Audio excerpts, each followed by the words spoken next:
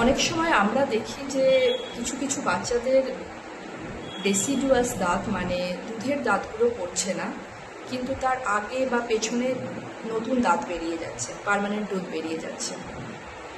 তো আমরা বাবা মারা ভাবি কি যে ঠিক আছে, যখন পড়বে তখন দেখা যাবে, কিন্তু একদমই সেটা করবেন না।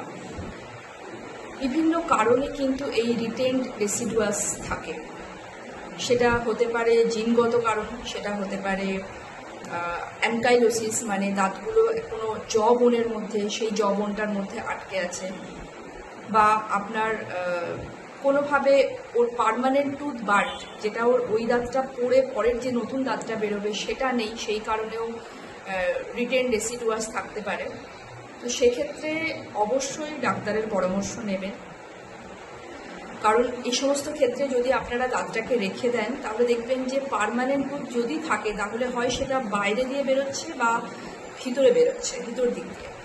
তো সেক্ষেত্রে কী হবে, দাঁতটা ইন ফিউচার ওর একটা ম্যাল অ্যালাইনমেন্ট তৈরি হবে, যেটা পরবর্তীতে ওর একটা ট্রিটমেন্টের জন্য ওকে একটা অর্থোডন্টিক ট্রিটমেন্ট করতে হতে পারে। সুতরাং সেই জন্য যদি দেখেন যে এরকমভাবে দাঁতগুলো পড়ছে না, যেগুলো দাঁতগুলো যেমন নিচের দাঁতগুলো 6 থেকে 7 বছর, আর উপরের দাঁত 7 থেকে 8 বছরের নর্মালি একটা অ্যাভারেজ টাইমিংয়ে ওদের এজে পড়ে, যখন দেখবেন সেটা পড়ছে না ইমিডিয়েটলি ডক্টরের সাথে।